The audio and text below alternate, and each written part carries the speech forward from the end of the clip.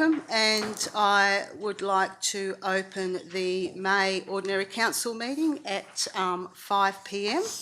And welcome everybody. Great to see so many people sitting up there in the gallery. A disclaimer, the members of the public are advised that recommendations to Council contained within this agenda can be subject to change. Applicants and other interested parties should refrain from taking any action until written advice is received confirming Council's decision with respect to any particular issue. Any statement or insinuation of approval regarding any planning or development application made during an ordinary council meeting is not to be taken as notice of approval. Anyone who has an application lodged with the Shire must obtain and should only rely on written confirmation of the outcome of the application and any conditions attached to the decision made by Council. Council members and the community are reminded that should an exemption resolution be passed, this has the effect of making the decision to accept the officer's recommendation stated in the agenda as the Council's decision without change. An audio and visual record will be made by means of live streaming of these proceedings and uploaded to the Shire's YouTube page for viewing. Acknowledgement of country. The Shire of Harvey acknowledges the traditional custodians of the land and their continuing connection to the land, waters and community. We pay our respects to all members of the Aboriginal communities and their cultures and to elders and emerging elders, both past and present.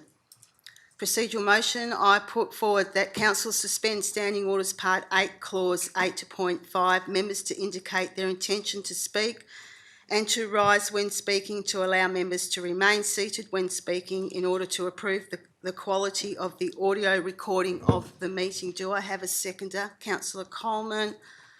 Put that to the vote. All those in favour? Carried 9-0.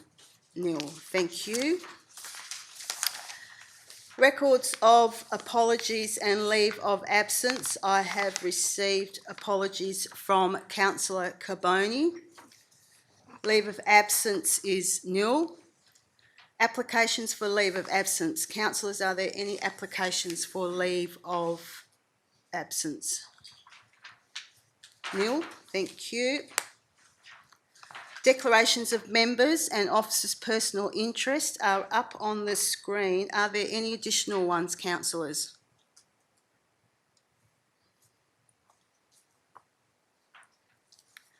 No, thank you. Questions by members of which due notice has been given is nil. Response to previous questions taken on notice is nil. Public question time. We have Mr. Duncan Booth in the gallery. If you'd like to come forward, Mr. Booth, with your questions. Thank you.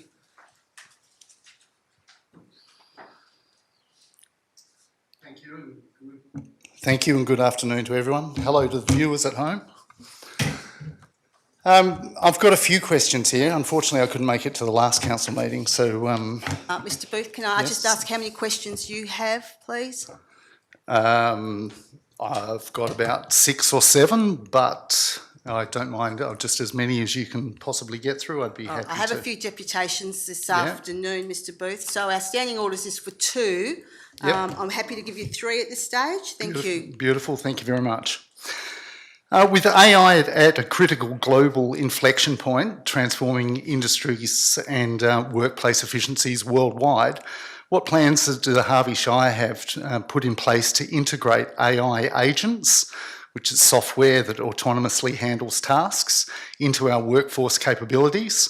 And with artificial general intelligence and autonomous systems approaching within the next 1 to 3 years, what concrete steps has our leadership team taken to ensure that we're ready for autonomy and not caught out of touch? Thank you, Mr. Booth, CEO. I'll pass that through to Mr. Winter. Thank you, Mr. Winter. Thank you, Madam President, through you. So the Shire is currently going through a new ERP implementation, which entails the whole of software for the Shire. So ERP is Enterprise Resource Planning, so that's the software for the whole of the Shire.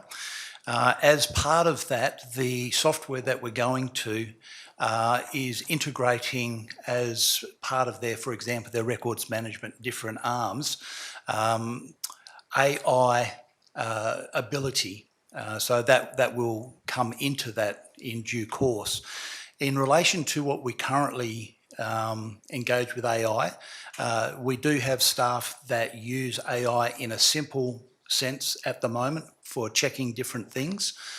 We ensure that we use a paid version to ensure that data is secure and safe. And through local government as a whole, and also, I guess, as directed by the state government, looking at developing strategies and policies to ensure that we are, in fact, protected and also ready for what is to come. Okay, autonomy, anything there? With AGI, I suppose, artificial general intelligence. So at this stage in local government, it's probably limited as to what we would utilise that. Down the track, that may change, but most of what we would use now is AI rather than beyond that. Right, thank you. Can the Shire confirm if all the handwritten comments from the community survey were collated and included in the workshop discussions beyond the priority ranking questions that we had? Will these comments be made publicly accessible for ratepayers? Also, why were workshop participants, like those in Harvey or Cookinup or wherever, asked to prioritise issues such as road repairs in Cookinup or toilet blocks in Brunswick without adequate local context to make informed decisions? And finally, what was the cost of hiring the consultants to conduct the survey and workshops? Okay, well, I'll deal with the comments or recording of the comments first. Ms Williams. Thank you, and through at the chair. So the process for both the community scorecard and the development of the actions is quite a lengthy one. So we started with the scorecard. Within the scorecard was the various questions and answers, as well as a voice bank. We have just finalised the report to go live for the scorecard results, so that hasn't been made publicly available yet. However, we've received the final copy with the trend analysis included as well. So it's our intention, I believe, that that will go out as part of our regular newsletter stream, which I think is just after the public holiday.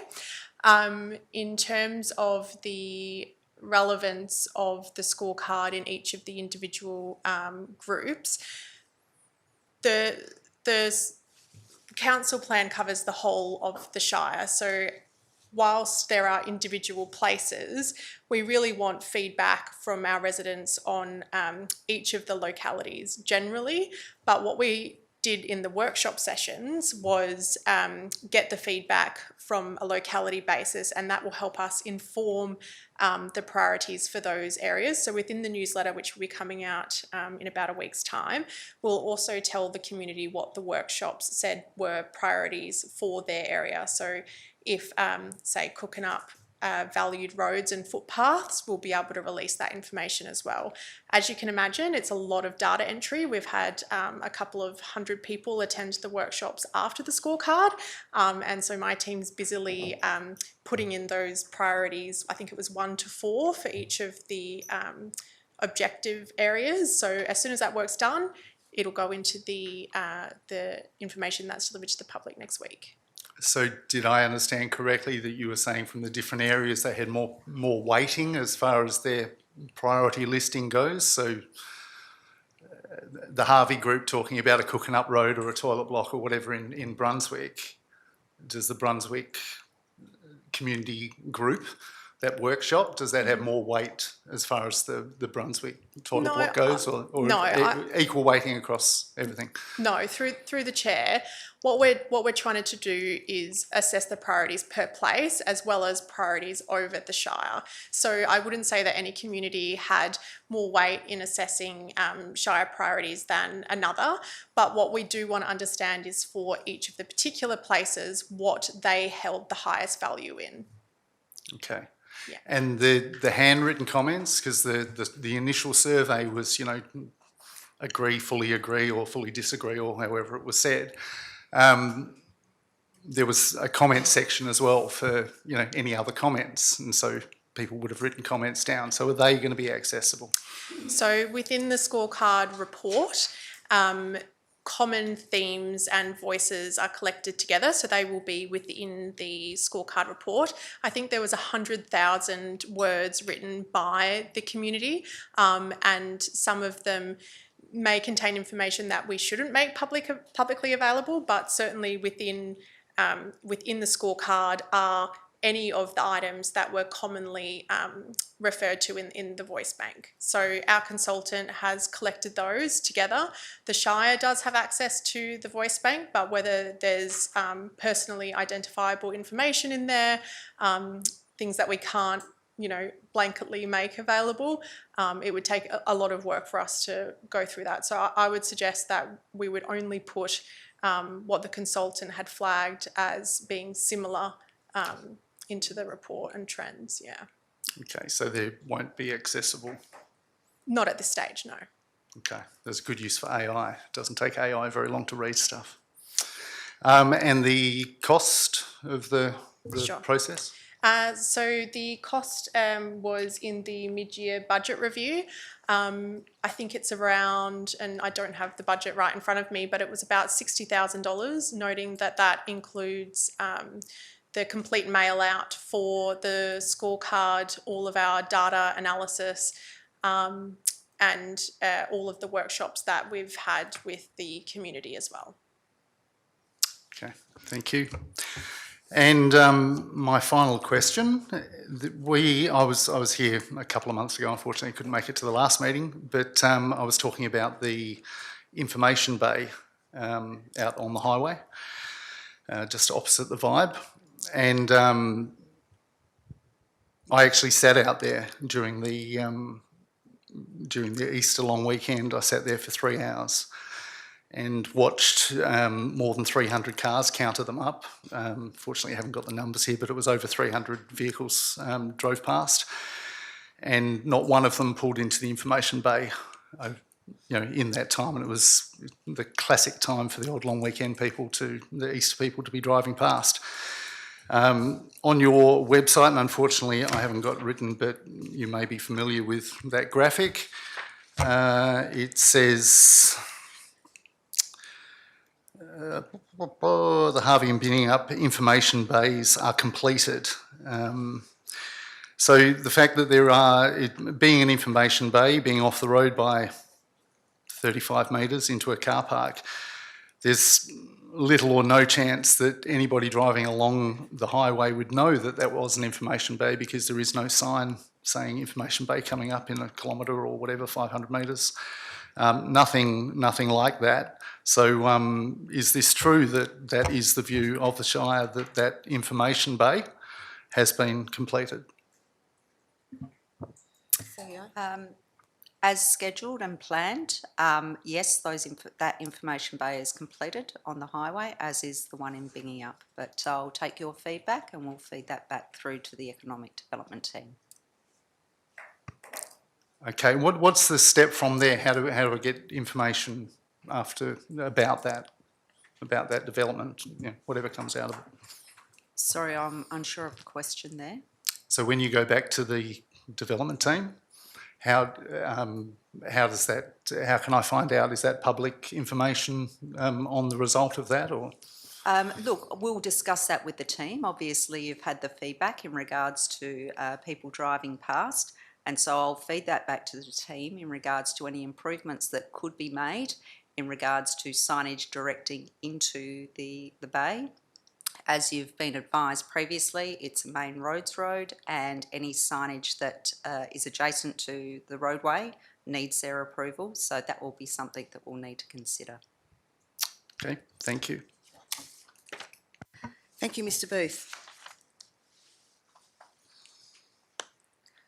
I'll now move on to petitions, deputations and presentations, and we have a few this afternoon, but I'd like to invite Mr. Rod Dixon to come up, please, in relation to item 12.3.2, Local Planning Strategy Amendment number 1. Welcome, Mr. Dixon. Shire President, councillors, thank you for the opportunity to speak to you. I won't take a great deal of your time. I don't propose to go through a lengthy presentation. I'm here just to speak in support of the report and recommendation. Our client, Q Property Group's been delivering projects for about 27 years throughout Perth and regional WA, and they understand the extent of technical investigations that are contemplated by this local planning strategy amendment. And I guess the amendment is intended to provide context and certainty, set the goalposts for this work. A lot of engagements occurred with Shire staff and the Department of Planning over the last 5 years, would you believe?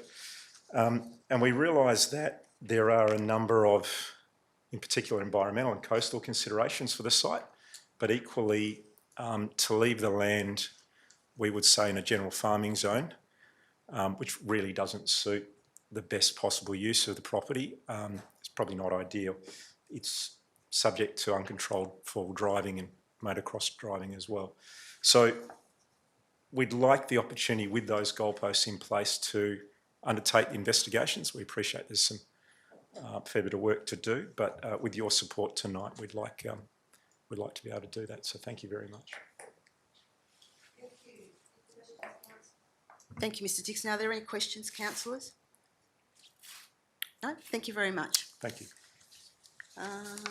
My next one is Mr Craig Morn for item 12.2.1. Welcome, Mr Morn. Thank you, Shire President. Evening, councillors and staff. Probably going to be a little bit longer than... Correct. Well done, Mr Councillor Holly. Yes, thank you. Don't listen outside.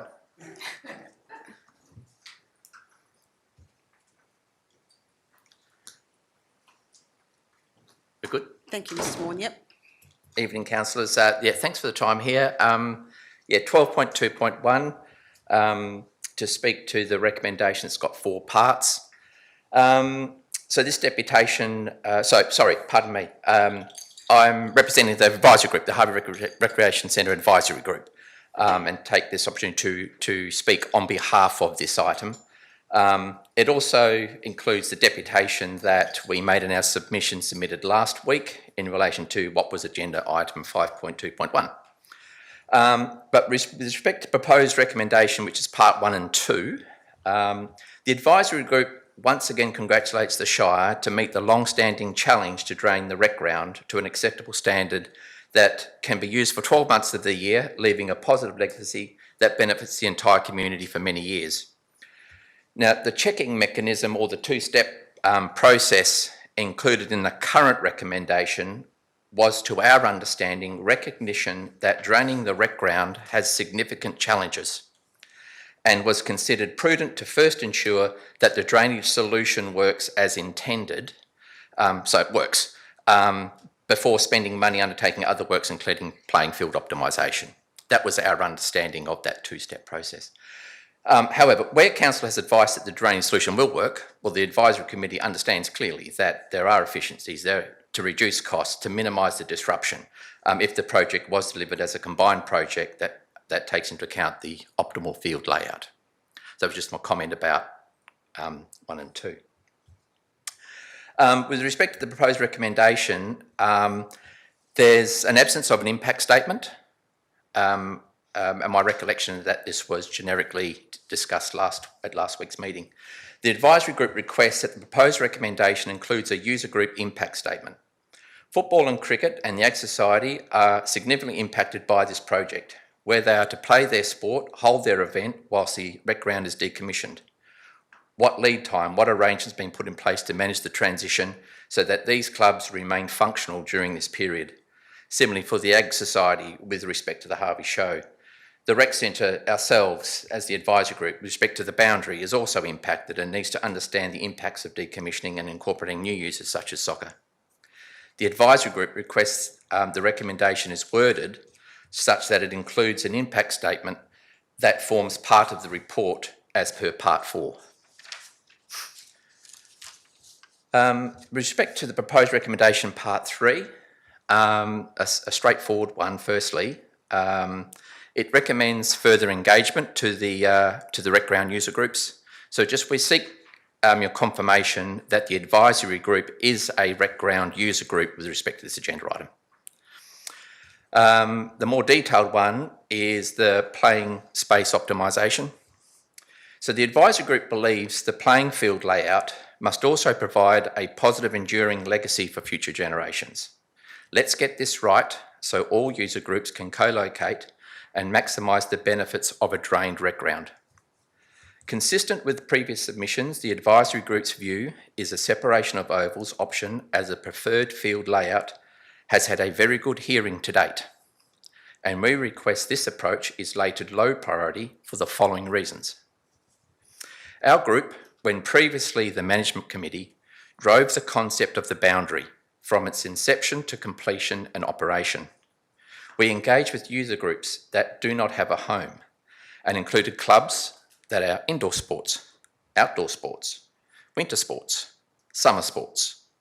At no time was there this idea that the boundary floor space would be divided and assigned to a user group. It is not practical to do so and inefficient.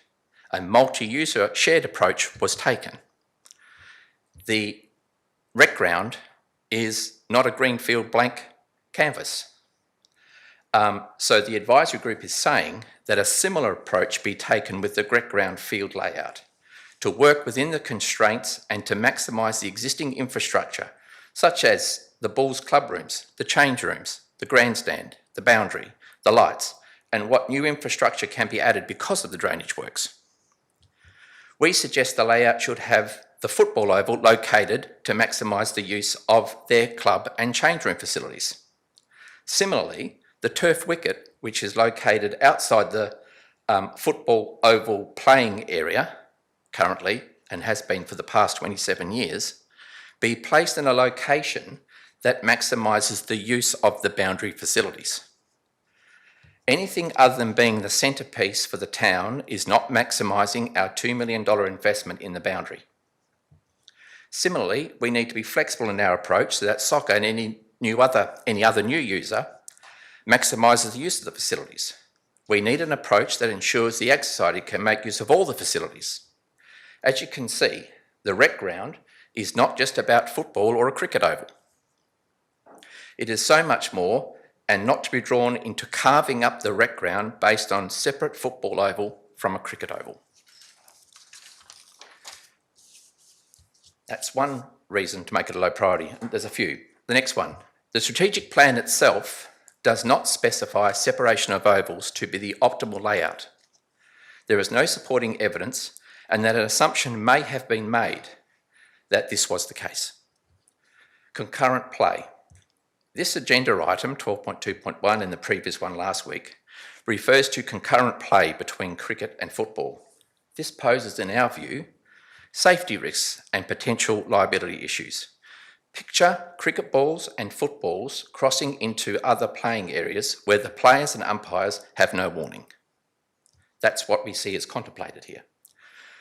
The rec centre, in terms of its facilities and staff, is likely to have increasing exposure to dealing with accidents or injuries. In terms of managing risk, we think this layout option is both unnecessary and avoidable. We think there is insufficient space to implement the separation of ovals option. But if it was to proceed, it would require further compromises by both football and cricket in comparison to what they already have or are giving up. The advisory group is simply saying that it does not need to be this way.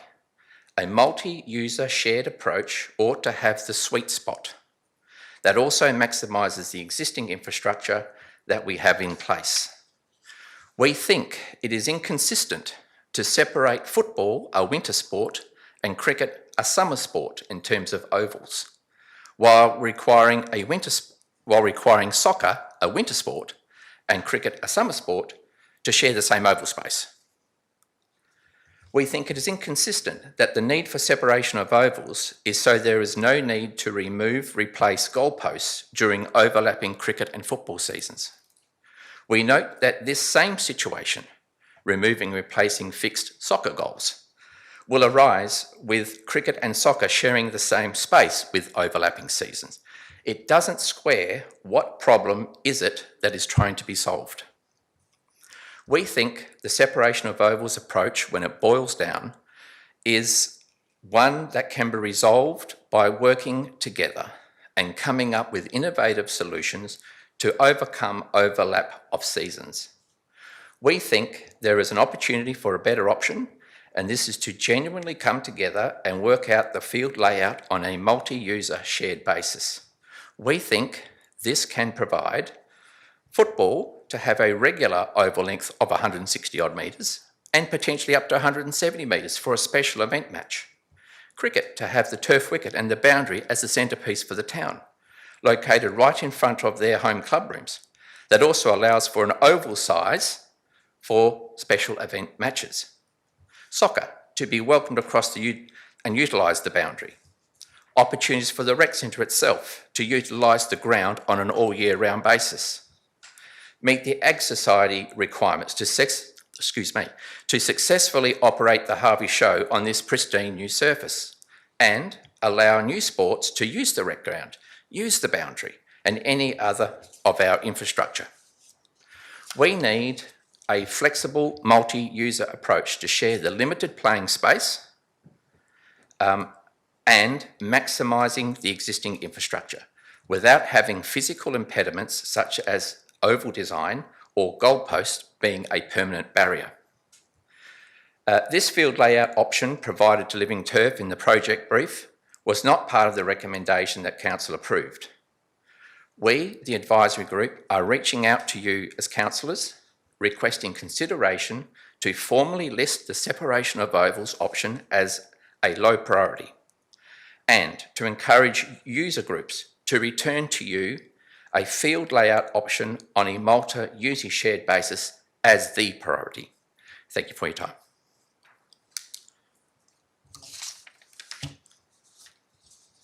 Thank you, Mr Moore. Questions, Councillor Bromham? Thanks, Craig, for that rendition. I just wanted to ask you a question in relation to what we're looking at today, because as I see it at the moment, we're not saying where the ovals are going. We're just talking about putting drainage in so the playing surfaces for the whole area could be utilised, and that the issues that you're talking about could be dealt with when we actually come to the point of putting ovals in place once the area's been drained. So are you saying you don't want the drainage to go ahead? Or? Oh, definitely not. No. At the start, my starting address was. Sorry, if has anybody got any doubt about that? No, I didn't have any doubt. I just thought that from a cost-effective process, as far as council is concerned, doing all the drainage at once is much more cost-effective for the whole community. So my question to you is, we're going to be talking about drainage today. We're not talking about where the ovals are going. So I'm just asking you to, you understand where I'm coming from? I think I might do. I think I do. And I'll do. I think it's in relation to the recommendation number 3, where it talks about further engagement of the optimum playing field. Yeah. So what I'm standing here is that to date, that the separation of ovals has been what's on the agenda. And what I'm here to represent is that further engagement to focus on a multi-user approach to come up with a field layout. Absolutely agree about if we can land this one, absolutely do it at once. Absolutely. Councillor Capra-Greco, did you have a question? Thank you, Madam President. I've learned a lot about cricket in the last few months, and I didn't even know which way to hold the bat. So, following on from what Councillor Bromham was saying, the drainage is what we're looking at. And I have concerns, as you have and others, about the optimisation of the oval. But from your point of view, the question is, are you prepared to wait until the drainage is over and then take that next step? Because I think that's where you guys are. Okay, I'm trying to listen to the Benja Cricket Club, now the group you're representing, and I'm feeling that that's where you guys are pushing Okay, this? I just need to clarify, I'll just read it again. So, where council has advice that the drainage solution will work, and that's the premise. The advisory group understands there are efficiencies to reduce costs and minimise disruption if the project was delivered as a compliant project and takes into account the field layout. Absolutely. No question. We agree. All right, okay. Question, can I? Councillor Bromham? Yeah, just a quick question for staff, and in that case, what I'm looking at here, if we pass this today, we're doing the drainage, and sometime in the future, we will liaise with the community to see where the ovals are actually going to be. Is that the case?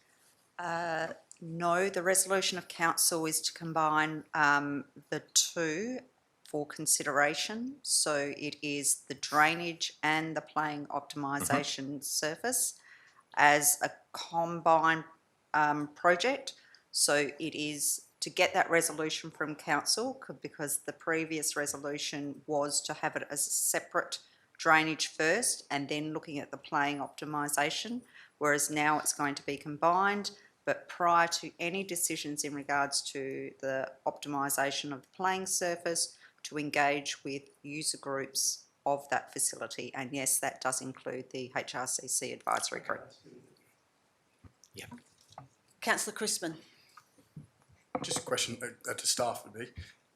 I remember this back in when I first started the discussion. I thought all the user groups there had already had a discussion with the user groups with where the field setup was going to basically be. I thought we'd already done all that previous back in 2021. As part of the development of the sport and recreation strategy, there was engagement with user groups through that process. At the time, there were concerns in regards to some of those user groups in regards to oval separation as part of what was detailed in the sport and rec strategy. And as a result of that, there was a particular note that was put in when adopting that sport and rec strategy in regards to considering the drainage first and then the optimisation of the ovals separately. Whereas this report now is saying that to have the most efficient project, both need to be considered at the same time. So yes, there has been engagement. There has always been differing views in regards to what is the best optimisation of that surface. And yes, it will be a multi-user perspective, but it's re-engaging as part of this process again. Just another question, sorry. Why wasn't the optimisation done with the drainage originally? I thought they were done combined. That was differing views, and hence when that note went through, so that all user groups felt confident that they would have the ability to feed into the process, it was separated out through that note, which was noted by council at the time. Through the chair, may I just make sure that I've understood Councillor Bromham's comment about the drainage and where the revised group is sitting? It's in the context of understanding what the current recommendation, the current one that's sitting there, was a two-step process. And I was just explaining that there was a mechanism in place because of the problems that we've had with trying to drain the rec ground over decades. And now we're sitting in a place where this proposed recommendation is saying to do it at once. And we are saying, if we've got the advice that we can do that, we're sitting here going, why wouldn't we do that? Why wouldn't we do that? But absolutely, that's just to make that very clear. What we're also saying is the separation of oval option has had a very good hearing, and we need to now move to a platform for multi-use to use the infrastructure. That's the premise of why we're here. Thanks, Mr Moore. Thank Councillor you. Caprigo. This is a question for CEO. In November 2020, there was a consultant's report done on the ovals. And the recommendation, can you please confirm that the recommendation on oval separation was that they did not recommend that? Now, if you need to take it on notice, I'm happy to wait. I will take it on notice. Yeah. So we paid a consultant to tell us where we're going, and I'd just like to hear the confirmation that what the consultant gave back to us. I haven't got the report in front of me, but can you please provide that information? Yeah, I will definitely look into that. Was that as part of the adoption of the Harvey Rec Ground Master Plan? I believe it was, yeah. Right. I would say that there would have been consultation with user groups back then in regards to the optimal playing surface, and then there was re-engagement again as part of the development of the sport and rec strategy. So I would say that user groups do not remain static, nor do the user groups that may come onto that facility, but I will definitely get that information and confirm. I suppose with where you. I'm going with this is that we're not to reinvent the wheel. Let's use what we've already paid for where possible. Okay, Thank we you. might, I'm conscious of the time, so we'll leave the rest for the debate when the item comes up, Mr Moore. Okay, thank you. Okay, thank Good. you very much. And if someone could grab Councillor Holly for me, thank you.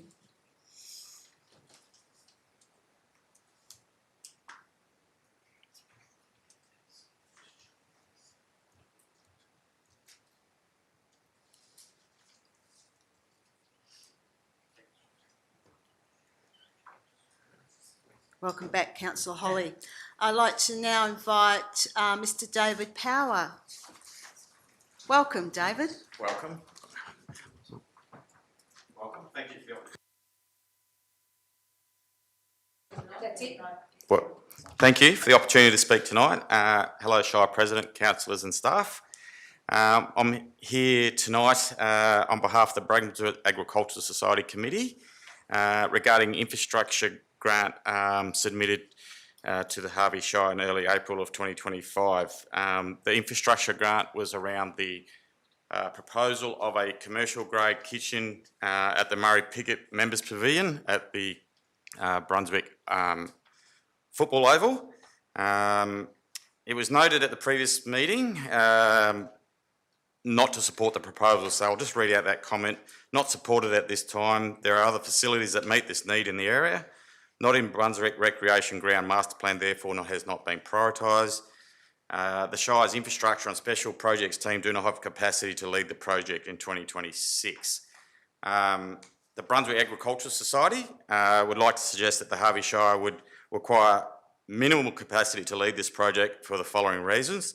Use of registered builders, plumbers, electricians, registered tradespeople to assist with planning and implementation of this project. The commercial grade kitchen companies would submit all plans and relevant documentation to apply to applicable authorities within the Harvey Shire for processing and approval. In relation to funding of the proposal, in our view it is unusual that a community organisation that is funding over 50% of the required capital on a Harvey Shire owned asset has not been seriously considered. The contribution of $50,000 proposed from the Harvey Shire and a contribution of $63,000 from the Brunswick Agricultural Society is not only a significant contribution, but one that makes a vast improvement to the facilities at the precinct. The benefits for the wider community are all of a positive nature. The following groups, but not limited to, would utilise the facility. Brunswick Agricultural Society, of course, WA Youth Cattle Camp, Double Barrel Entertainment, the rodeo that hopefully becomes an annual event, CRC, Lions clubs, local sporting groups, local businesses and large businesses such as South 32, Alcoa, Iluka, possibly even Rio Tinto, caravan groups and other organisations. There are many other groups out there that are revenue generation opportunities or opportunities to at the very least cover the maintenance costs and the ongoing maintenance of these improved facilities. So on behalf of the Brunswick Agricultural Society, we'd like this to be reconsidered, specifically, and we also understand the challenges that there is many grant applications, but we'd like it to be reconsidered that in light of the Ag Society providing over 50% of the funds, that this be given further airtime and further review. Thank you, Mr Power. Any questions, councillor Coleman? Thanks, Madam President. And thank you for that dissertation. My understanding is that the submission was for a caboodle kitchen, which does not bring to mind a commercial kitchen, which needs to be, fully commercial, vented, stainless steel benches. There are very strict guidelines around that. So what do you say to having a commercial kitchen person? Did you get other quotes from commercial kitchen people? Myself personally, made many phone calls to different companies to get kitchen quotes. The challenge of everyone out there is time, they're time poor, begging and pleading people to give you quotes. My view is that if it was given approval to go ahead, we would revisit all the pricing, because I am sure a lot of those companies came to site, but they're so sidetracked at wanting to look at other options or other jobs that they're doing that I think they're just giving a rather inflated number.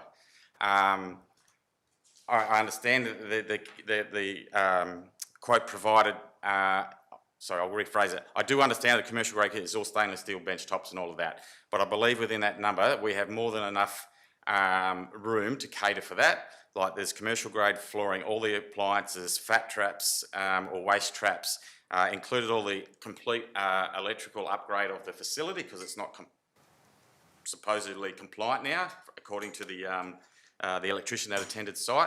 It included the pump, because of the gradient of the land from the members pavilion over to the RV toilet waste facility is probably level. We need to put a pump in the ground, so it includes all of the plumbing from the Murray Piggott Pavilion to the existing toilets on the hill where we tee in to get to that. So in summary, I believe the funds, the quoting is still within spec.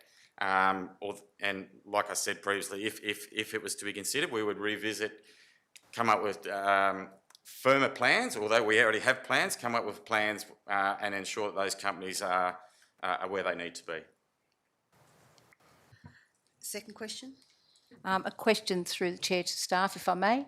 So given that it could be a full commercial kitchen upgrade, do we have the capacity to allow commercial builders to undertake the project? Through the chair, for any project that takes place on with a Shire-owned premise, one of our staff would need to be across the project, would be overseeing the project. Secondly, I think that the planning, building and infrastructure teams would want to have comprehensive plans in place before committing to that. So I guess the short answer is no, not this in the next financial year. I'll just go to Councillor Capra-Grego. Thanks, Madam President.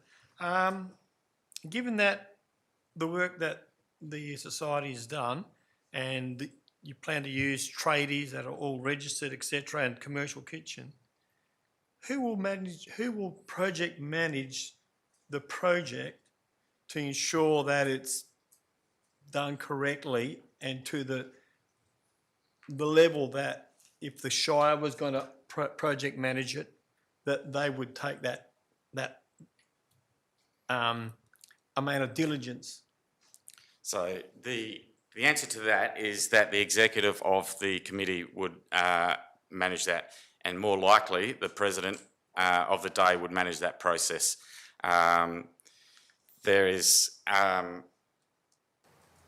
and within that organisation and within the executive, there is the skill set to be able to manage. There's people that run their own businesses, people that renovate houses, people that renovate commercial buildings. Are they registered builders? No. Or registered electricians? No. But that's why we contract that out. And then I would say that we would require a designated person within the Shire and not be, for want of a better word, handball to regular different people, where time is lost, traction is lost, information is misplaced. Any final, Clarification? yes, So, just get me right here. So what you're saying is that if this was to proceed, that the club would expect that Shire would have an appointed person to oversee it, right? And that your organisation would have a hand in selecting the tradies, etc. So we would revisit all the quotations.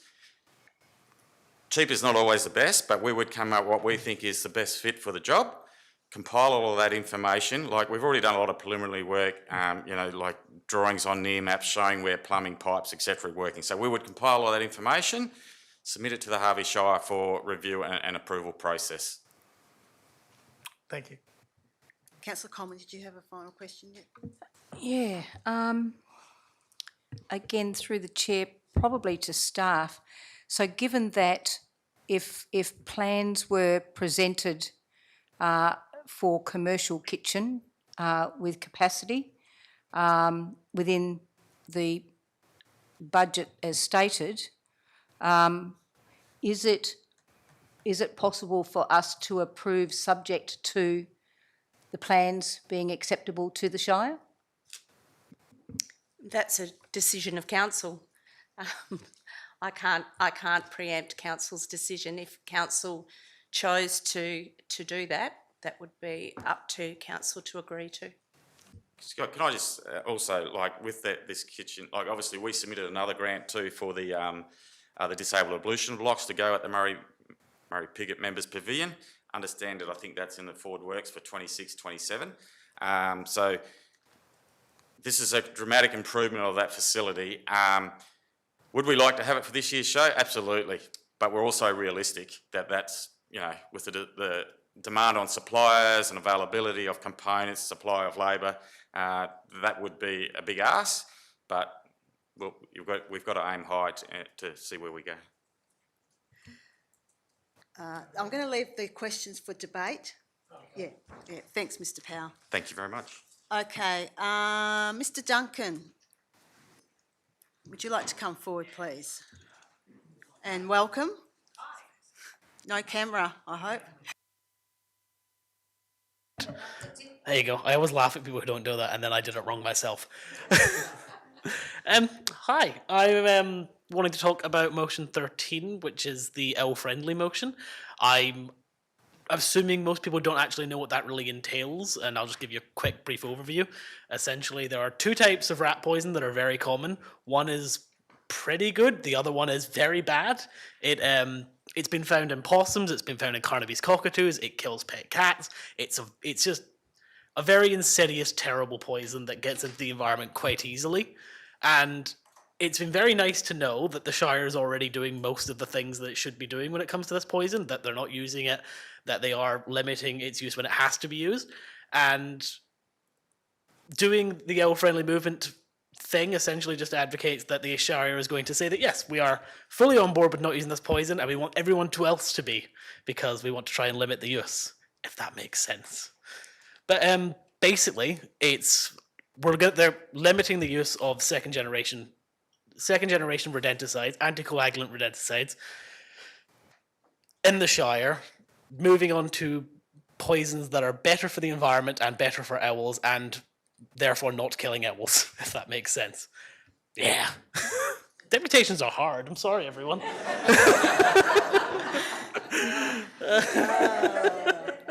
Well done. There you go. Mr. Duncan. Are there any questions? Yeah, Councillor Capo-Grego. You did a good job. Thanks, Joe. Madam President. So, do you belong to any group, like Save the Owl group or something like that? So the owl-friendly movement started in Margaret River. They're the first Shire to start it. It's not an actual organisation or a group. It's a thing that a Shire can just say they are doing. So it's nothing you actually belong to. It's just a Shire saying we are now owl-friendly. The most recent place to do it was the city of Stirling, when they've got lots of nice stories about how they're an owl-friendly city. It's not an actual organisation. It's just a principle that Shires can adopt and say we are doing this because that's why. So, yeah. Question for staff. Is there an opportunity for staff, for us to actually put the word out so that not only is the Shire using the right chemicals or rodenticides, whatever you want to call them, and that our wider community can listen to what Mr. Duncan is saying, and maybe we can all have a go at protecting our wildlife. Yeah, and there is a notice of motion this afternoon for purely that. Thank you. Hopefully, That's a it'll great be step positive forward. outcome. And I can think of a certain newspaper that will advertise it quite far. Maybe a radio station. Yeah. Did you have a question, councillor Junio? Yeah. Mr. Duncan, I just want to commend you for coming here and for putting yourself out there. It can be quite daunting, I believe. But my question is, how can you assure us that there will be more owls who will visit the Shire of Harvey? Would you be able to?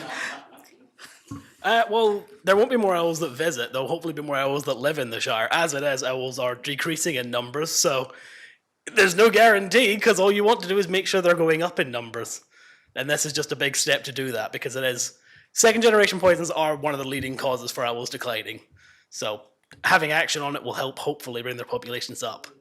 But also, if you want more, then let's, feral cats, cutting down trees, all that good stuff, but we can talk about that later. Okay, thank you, Mr. Duncan. Well done. All right, are there any other deputations? No, thank you. Announcements by presiding members or CEO without discussion. I just have a couple. Firstly, I'd like to say thank you to all the councillors and staff that have attended the future community workshops to date, and I believe we have one more left, which is Binning Up and Mile Up, which is on Wednesday, I think. Also want to acknowledge the community residents that have participated in the workshops, and thank you for your contributions and time, which are greatly valued by the Shire, so thank you. And also a shout out to the Harvey Library, which ran a big morning tea last week and raised I think $3,000. So for a fantastic cause for the Cancer Foundation. So thank you to all the community members that supported this event, and also to Councillor Holly for his auctioneering skills that I'm sure got us to the $3,000 mark. So a fantastic community event, and well done everybody. CEO?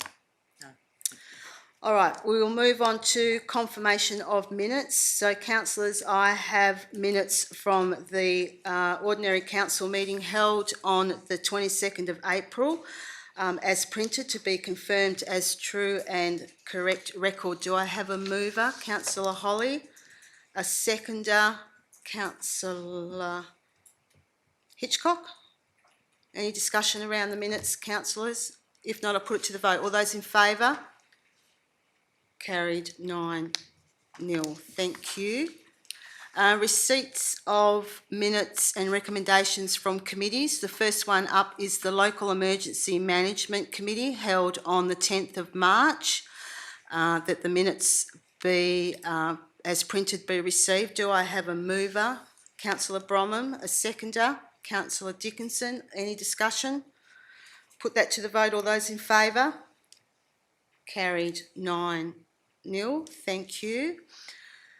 And the Bushfire Advisory Group Committee minutes that were held on the 19th of May, received the minutes, and the recommendations therein be adopted by council. This also appoints the following persons as fire control officers for the Shire of Harvey. Australian Townsite, Leishnot, Parkfield and Wellesley is Mr Jacob Clark. Binning Up, Parkfield and Wellesley is Mr Jacob Clark. Mile Up is Mr Wayne Jackson. Yarloop and Hoffman is vacant. Uduck is Mr Todd Verrill. Brunswick Rowlands, Olive Hills and Brunswick Townsite is Mr Max Van Wert. Harvey Hills, Bender and Harvey Townsite is Mr Vaughan Bird, and Cookanup and Hoffman is Mr Jaden Marinelli. It also in relation to the fire break notices for 25-26, and also endorsing the burning periods for the Shire of Harvey. So do I have a mover for those minutes, please, councillors? I'll just put it on the table first, Councillor Coleman. Councillor Coleman, thank you. A seconder? Councillor Bromham. Councillor Coleman, question? Yes, I noticed that we've got Cookenup and Hoffman is Jade Marinelli, but we've got Yarloop and Hoffman vacant. So is half of Hoffman divided, or is just Yarloop out? Where do we stand with that? Good question. Mr Hayden, are you in a position to answer that? Is that all right, CEO? Yes. Yeah. Thank you, Madam Chair. I wasn't probably expecting to answer a question like that right now. Unfortunately, we didn't have a nomination from Yarloop to fulfil the FCO position. The FCO position, Fire Control Officers, they can be mobile and cover other areas if they are short. And that may be the case for the Yarloop because we didn't have a suitably qualified person that could be nominated for that area. With the comments about the Hoffman and being in two areas there, I believe that may be an administration error, and I may need to take that on notice at this point in time because I haven't got an answer for you at this point. Thanks, Mr Jones, if you will, because as we're all aware, Hoffman have had some significant nasty pasties lighting fires out there of recent times. So I think it's really important that we do have somebody at least allocated to that. So look forward to your response. Thank you. Thanks. Thank you, Mr Jones. So we've got a mover, Councillor Coleman, second Councillor Bromham. Is there likely to be any discussion? No. I'll put this to the vote. All those in favour? Carried 9-0. Thank you. Alrighty, officers' reports, we'll move into those. Councillors, I sent out an email in regards to moving items on block. For the benefit of the public gallery and our online viewers, it is intended to move items on block, which basically means councillors who have not identified any amendments, alternate motions, required to ask further questions or have a declaration of interest for these motions will be passed as read. So, councillors, I am looking to take out 12.2.1, which is the Harvey Oval redevelopment, 12.3.1, which is the local biodiversity strategy, 12.3.2, which is the LPS amendment number 1, 12.3.3, which is the adoption of the Harvey and Dardanup Joint Town Planning Scheme minutes, 12.4.1, Councillor Coleman, just confirming you still have questions in relation to that item. Take that one out. 12.4.3, which is proposed fees and charges as an absolute majority is required. 12.5.2, Shire of Harvey community grants, and 12.5.3, Homegrown Hero Awards will be taken out. All other items I propose will be passed on block. Councillors, are there any other items you wish to take out for discussion? No? Then I'm happy to move that. Do we have a seconder? Councillor Coleman. No discussion. I'll put that to the vote. All those in favour? Carried 9-0. Thank you. So 12.1.1 is on block.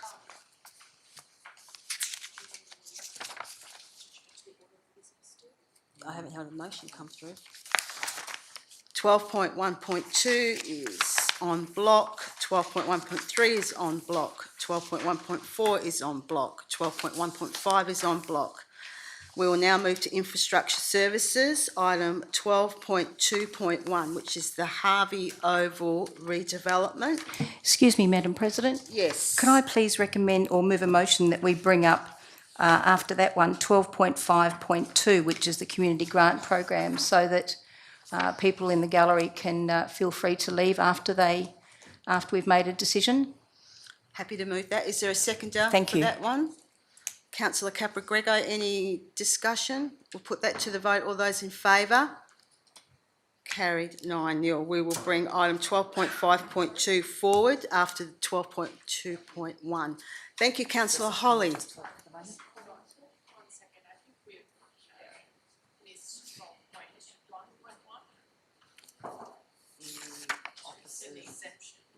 exemption resolution.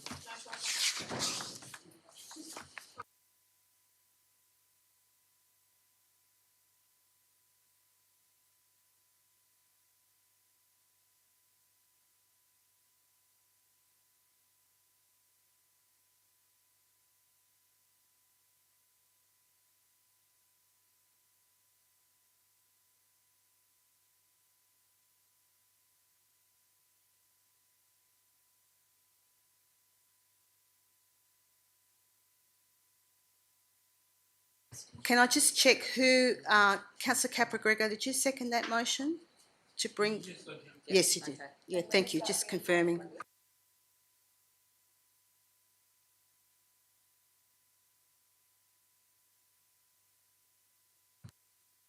Just waiting for the minute taker to catch up.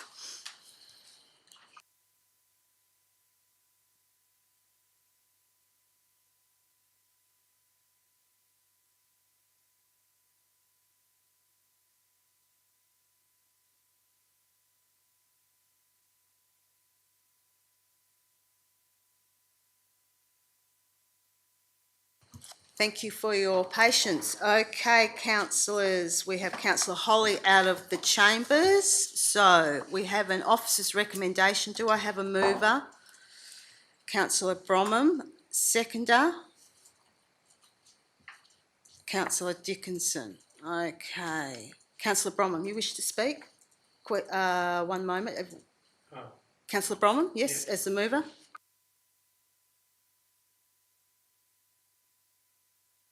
I think this went through an exhaustive process as far as the committee was concerned, and the groups that attained the finances out of it were more than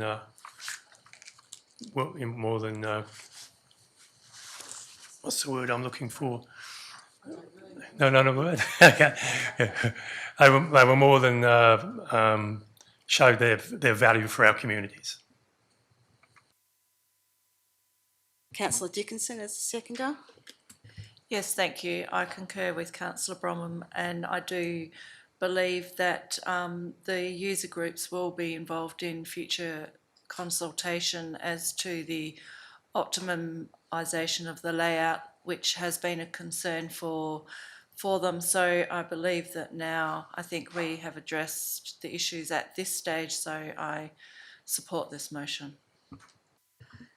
I'll just come to you. Councillor Capra-Gregor, did you want to speak for or against, or you have a question? I have clarification. Clarification, yes. As it's written, it notes that the inefficiencies of potential cost escalation which would occur delivering the project in 2 stages. I have a little problem with those comments swaying future that we'll go back to do both the optimisation and the drainage in one project, where we've been discussing that we're all sort of leaning towards the optimisation of the playing surfaces to be discussed further with the user groups. So I'm a bit worried that there may be an influence here where we still go down the original track of doing the whole lot in one.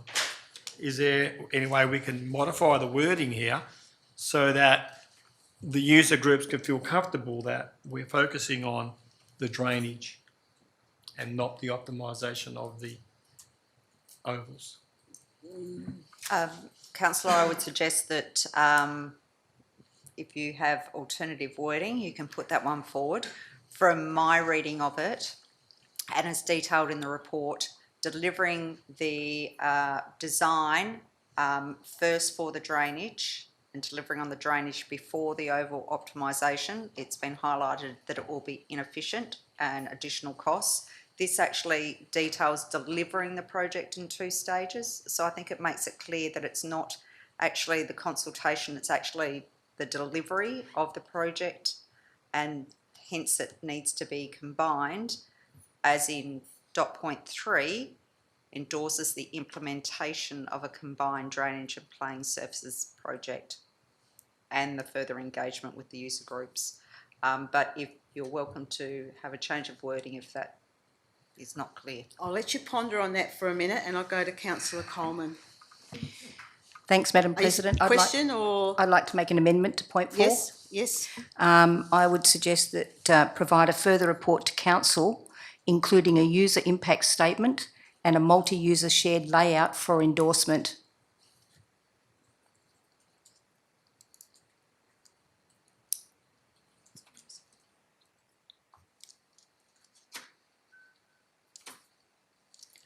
Do I have a seconder for that amendment? Councillor Junio. Councillor Coleman, did you want to speak to that amendment? Only in that it provides, I think, clarity for us as councillors and also for the user groups. That probably clarifies Councillor Capagreco's question as well.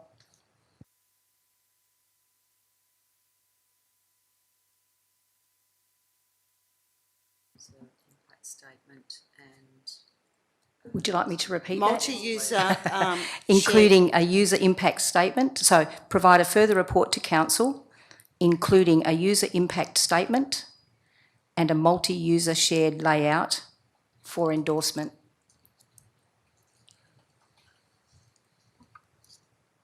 So it just adds to it rather than detracts, it clarifies it a bit more.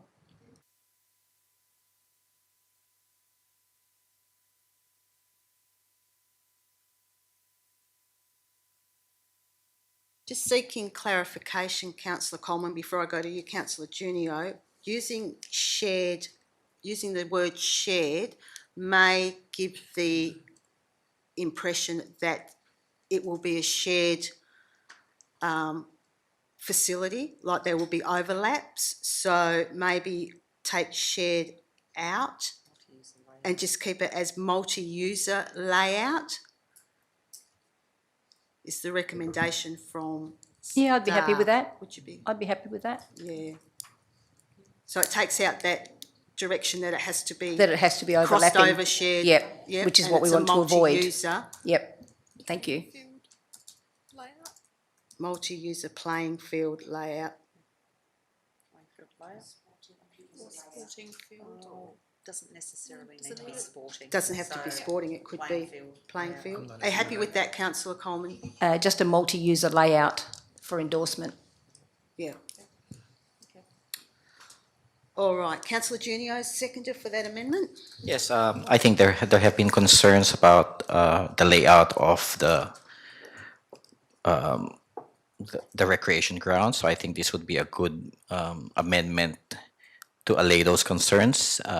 So I support this amendment. Thank you.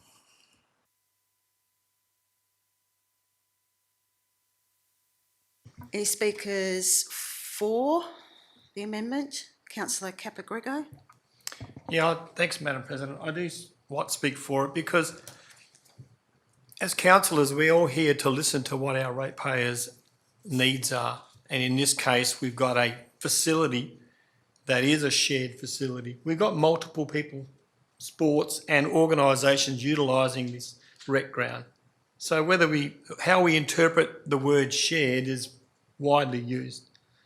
So I think that we need to get the groups together and actually look at the optimisation as a group and get the information that we get from these user groups and put it to good use so that at the end of the day, we end up with all the user groups saying, well, we've had our input and we made our bed and we're going to sleep in it. So that there's no further debate in years to come after we've moved on. So we fixed it the first time. So, and like I said, it is a shared facility, whether we like it or not. Thank you. Speakers against the amendment? We're just speaking to the amendment, so not to the entire motion, so just speaking to the amendment. Councillor Crispin? I'll leave it until it's the entirety of it. That's Okay then, I'll come back to that. Any speakers, further speakers for the amendment? For the amendment, Councillor, one.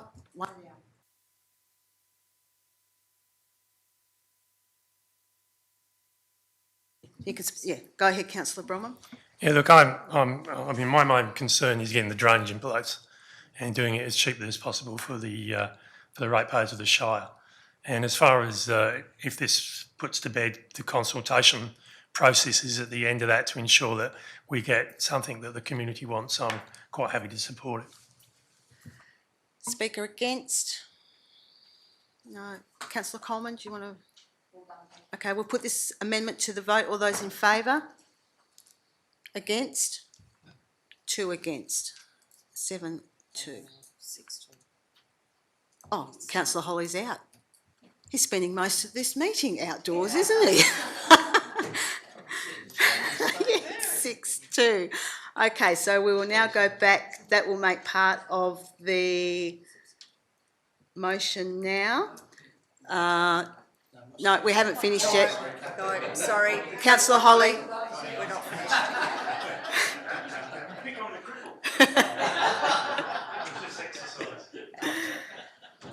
All righty. Not done yet. There we go. So, do we have a speaker against the motion as it sits now? Councillor Crispin. I'm voting against the, obviously the amendment, which is now substantive. Based on the Sport and Recreational Plan from 2033, it's clearly outlined that we're going to do the drainage work first, and there's also no cost comparison provided between the stage and combined options. I'm concerned that if we're overlooking the time, money and consultation already invested in the original plan by doing it as a combined. Thank you, Councillor Crispin. Speakers for? Any speakers against? Councillor Bromham, did you wish to close the debate on this one? I think everything's been said. Okay. All right, councillors, let's put this one to the vote then. All those in favour? Against? 1 against. Carried. Thank you. 7-1. Now Councillor Holly can come back in. And we, councillors, will move to item 12.5.2, which deals with the, welcome back Councillor Holly, which deals with the Shire of Harvey Community Grant Program. And councillors, we have a officer's recommendation. Do I have a mover for this, please?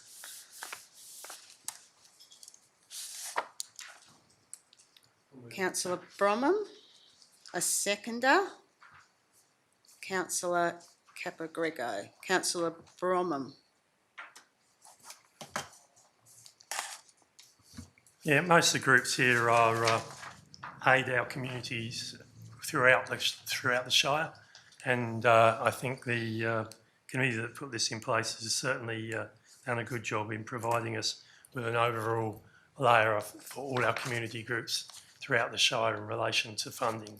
So I think it should go through as it stands. Thank you.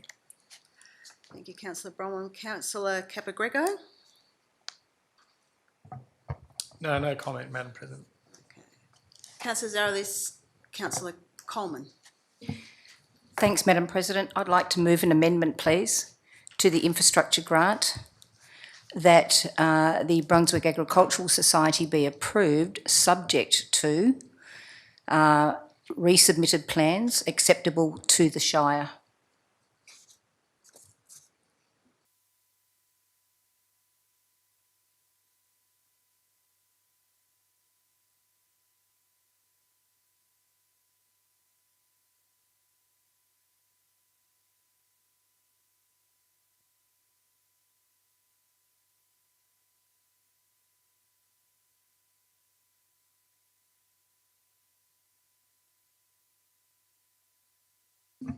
Councillor Coleman, I would suggest an amendment to your amendment in regards to detailing the project and the amount of funding requested. So if you're happy that we work to include that as part of the amendment. Certainly, thank you.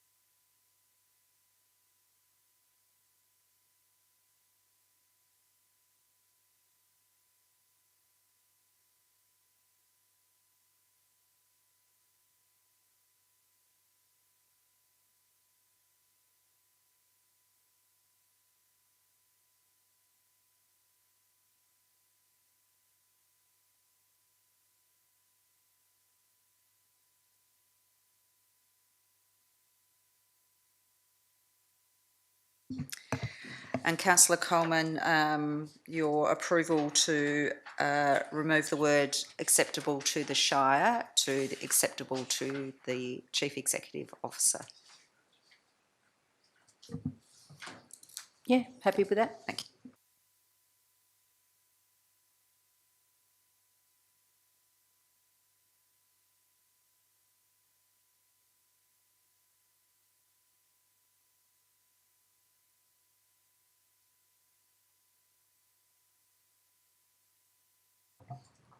To do with the amendment, councillor Caprigrego? Yes. I'll just wait till we get the wording right and then I'll come to you for the question.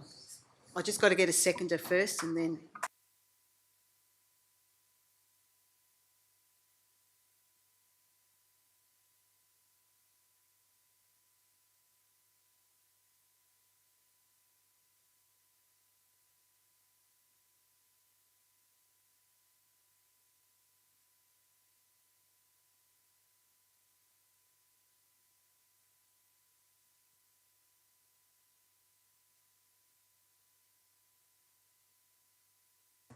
Happy with that, CEO? Yes. Okay, do I have a seconder for that? Councillor Dickinson.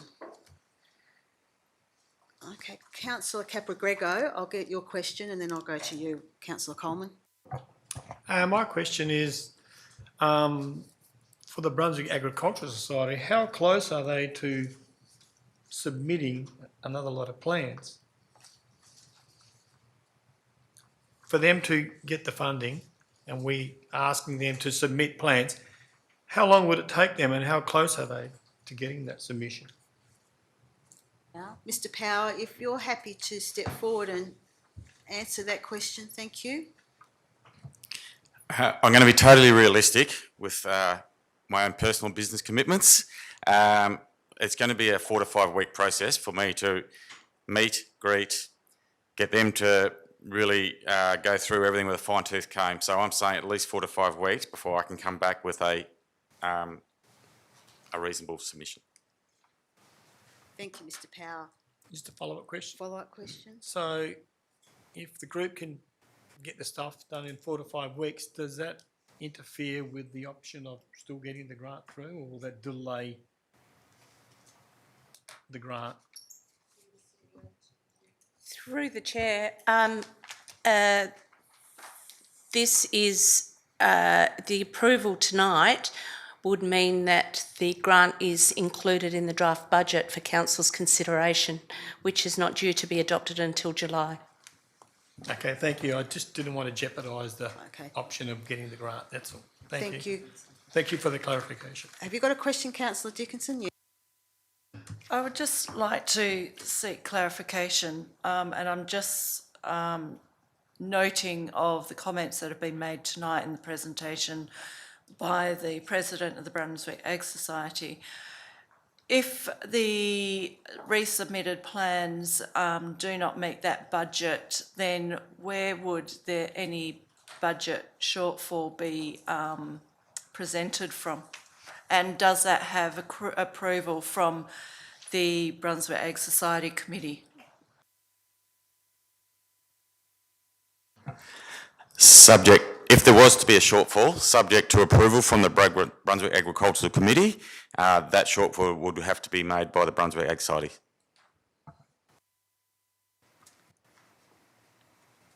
Does that need to...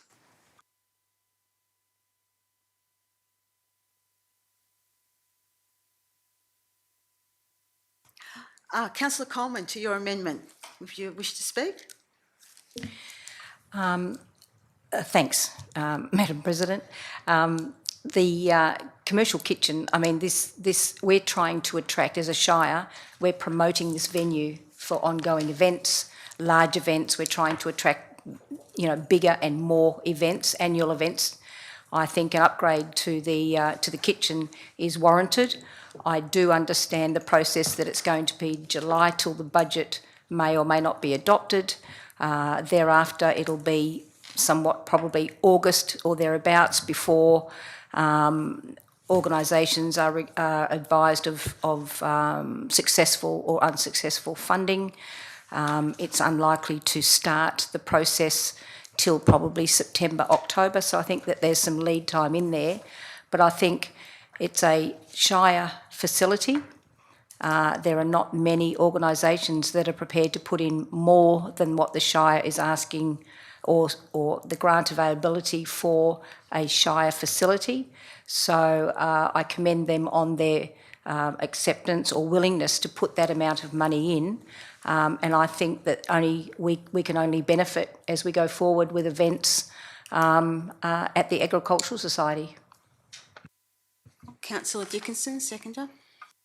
Yes, thank you. I support this project because I am fully aware of the facilities on the Brunswick Rec Ground as they stand at the moment. And one of the limitations there is suitable kitchen space. There is a kitchen in the rec centre, but it really is not suitable for functions.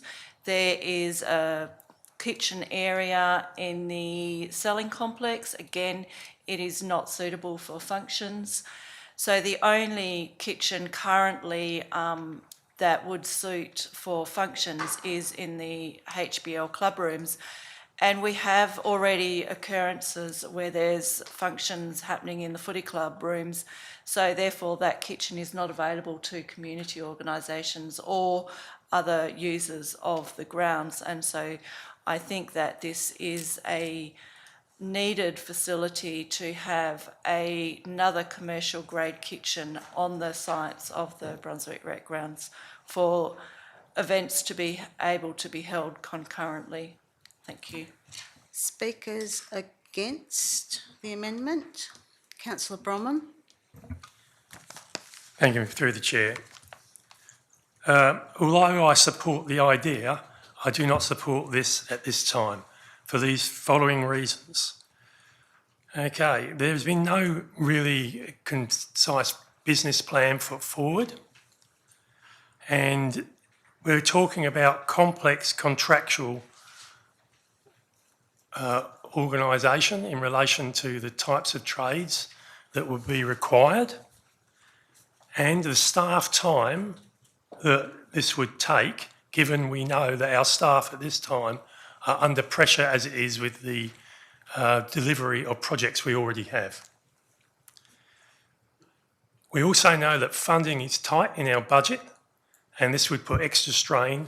So the question would be, if we go ahead with this, where does the money come from and who loses?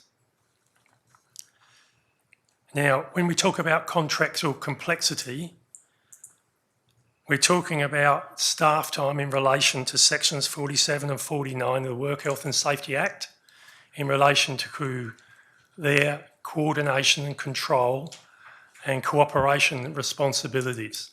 Now, this is very, very important. And in regards to sections 19 to 26A of the Act, also in relation to primary duty of care. These are all very time-consuming processes, and I don't believe our staff at the present time has the capacity to deliver on all our projects as they stand.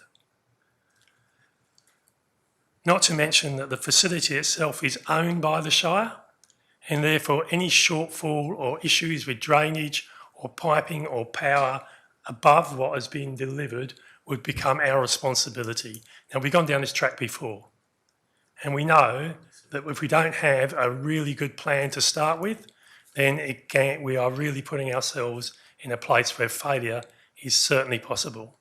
So I speak against this at this time, but as I said, it doesn't mean that I'm against the project in the future. I believe it's probably a good project. It's just at this moment in time, with our financial capacity as it stands at the moment, I think it would be not in our best interests to support it. Thank you. Any speakers for? Speakers against? I will speak against the amendment. And I firstly want to commend the Brunswick Ag Society for the amount that they've identified to allocate towards this project. It's not often you get community groups that come forward with that substantial funding towards a project. So I acknowledge that. Thank you My concern, and I think Councillor Bromham has raised most of my concerns, is in regards to timing and the planning for the project. We've been down a similar project before where a community group has undertaken the project and it's ended up with lots of complications and the Shire having to assume control of the project and additional fundings needed to be found. Mr Power indicated in his deputation there was concerns with the quote that's been provided. It's not for a commercial kitchen, and that he would have to go back and revisit the pricing and the like. I commend the project. I think it's a great idea and a great way to activate that particular area. However, we would need to see a lot more planning before committing this sort of funding towards the project, and I would strongly recommend the Brunswick Ag Society to reapply for next year when it's a bit more firm about what works need to be done, and perhaps a bit more activation or involvement of Shire staff, so that we have that surety that the planning and everything is in place to make sure that this project is successful. So as I said, I commend the Brunswick Ag Society for the funding and the wanting to activate that particular area, and I just ask that we consider it more with staff before going ahead and allocating the funding towards it. Thank you. Any speakers for the amendment? Against? Councillor Coleman? Thanks, Madam President. I acknowledge your concerns. The amendment suggests or states that to approve the funding subject to the resubmission of plans acceptable to the Chief Executive Officer. So unless those plans are acceptable, the funding is not going to be granted anyway. We know we're talking about current projects. We know from the experience with the senior citizens, the funding didn't come through from government for at least 12 months after the announcements. We still don't know for all of the projects that we have listed when that funding is able to come through. Even today, our CEO couldn't tell us when the funding was due, and quite rightly, that's in the hands of state government. Contractual complexity, there are commercial kitchen businesses that actually do up the plans, install the plans, project manage it fully in compliance with health and safety and of shires. They do this regularly. It's been done before within our shire. So I fail to see how, subject to the resubmission of plans acceptable to the Chief Executive Officer, negates the ability to approve this funding at this time. Thank you, Councillor Coleman. Okay, we'll put this amendment to the vote. All those in favour? Against? Carried 5-4. Okay, that becomes this part of the substantive.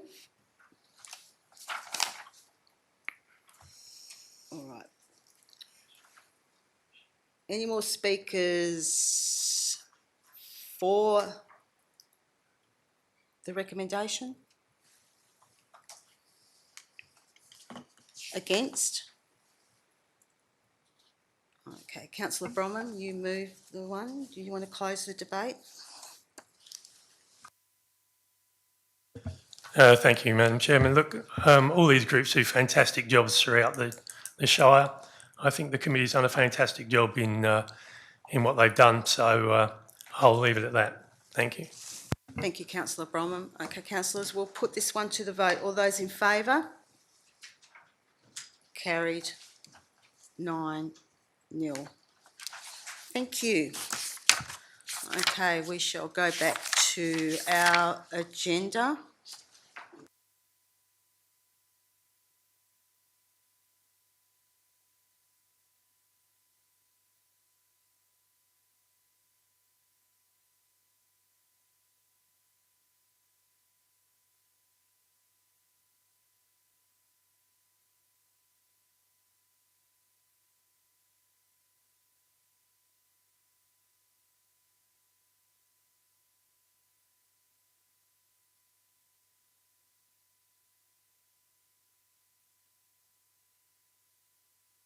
All right, councillors, we'll get on to back to the agenda, up to 12.3 Sustainable Development. Item 12.3.1 is the Local Biodiversity Strategy.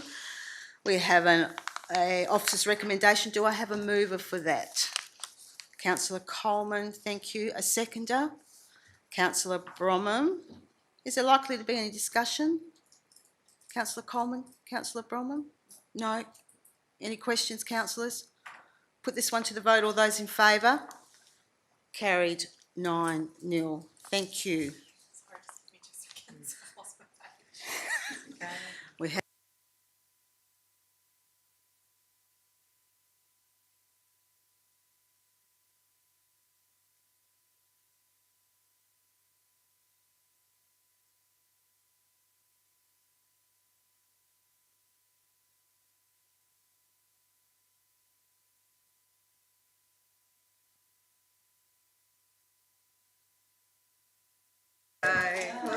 Miss Williams is comfortable back now in her seat. Very good. Councillors, item number 12.3.2, which is the Local Planning Strategy Amendment number 1, Lot 102, Taranto Road, Milup. We have a rather large officer's recommendation there. Do I have a mover for this one, councillors? I'm happy to move it. Seconder? Councillor Coleman, thank you. I will speak to it. I think this is a great opportunity. As Mr Dixon said in his deputation, this is a piece of land that is no longer viable for any agricultural use, and it's worthwhile going through this process to see what potential uses can be made for this bit of land. So I commend the officer's recommendation. Yes, Councillor Coleman, as seconder, did you wish to speak? No, I concur with what you've said. Thank you. Thank you. Is there any debate around this, councillors? No, I'll put this one to the vote. All those in favour? 9-2. Thank you. Correction, 9-0. Too many numbers tonight. Item 12.3.3, which is the adoption of the Shire of Harvey and Dardanup Joint Towning Plan Scheme minutes from the 24th of April. Do I have a mover for this, councillors? Councillor Dickinson, thank you. Seconder? Councillor Bromham, thank you. Councillor Dickinson? Thank you. I think that this is the best option going forward, but I would also like to commend the Shire of Harvey staff that have managed this and spent a lot of time and effort on this, bringing it to this point where it's at. So I would just like to note all staff involved and thank you to them for the work that they've done up until now. And moving forward, I think this is the best outcome. Thank you. Thank you, Councillor Dickinson. Councillor Bromham? Yeah, thank you. I'd like to, through the chair, I'd like to echo those comments by Councillor Dickinson. I served on this committee well back in 2008, 2009, and it's been a long and drawn out process and fairly difficult at time. And I think our staff has done an excellent job for the Shire of Harvey over that period. So thank you, staff. Any further debate, councillors? No, I'll put this one to the vote. All those in favour? Carried 9-0. I got that one right. 12.4 Corporate Services, 12.4.1, which is payments for April 2025. We've got an officer's recommendation. Do I have a mover? Councillor Holly. A seconder? Councillor Dickinson. Councillor Coleman, question? Yes, thank you, Madam President. EFT 76761 and 76992 refer to bridges. My understanding was that we didn't have any bridges, so just like to see why we would be spending some money on them, please. Mr Winter, thank you. Thank you, Madam President, and thank you for the question. So the Shire owns 17 bridges, 12 timber bridges and 7 concrete bridges. The value of the bridges is $51 million. The Shire operates those bridges in partnership, if you want to say, with the state government and also the federal government, where the Shire is responsible for the general maintenance of the bridges. Also, we undertake asset preservation inspections on a 5-yearly or at least a 5-yearly basis and provide that information to Main Roads WA. Main Roads WA then provide a schedule, a 10-year budget if you want, for major maintenance of bridges throughout the state. That schedule goes to the regional group here, who then prioritise the capital works on those bridges, and we then receive, through the Department of Local Government, we receive federal funding, special purpose funding for those works on bridges. That's 2/3 from the feds, 1/3 from the state through Main Roads. And then sometimes we're asked to put our hand in our own pocket as well for some of those bridges. So typically, as a local government, we're responsible for the minor maintenance or the ongoing maintenance of those bridges. And I might also add that the 3 main bridges that we have is the Treendale Bridge, the Old Coast Road Bridge, and also the Paris Road Bridge. And so when we are talking about minor maintenance on those, some of that minor maintenance can be quite costly. And so for that purpose, annually, we also put $100,000 in our bridge maintenance reserve, so that when those expenditures are required, we have the funds for them. So yes, we do have bridges, and yes, we have a cost or a requirement to maintain those. Councillor Coleman. Wow, thanks, Mr. Winter. That was really comprehensive and something that I didn't know about. So thank you very much for the explanation. Okay, is there any further debate around the payments for April 2025? No, I'll put this one to the vote. All those in favour?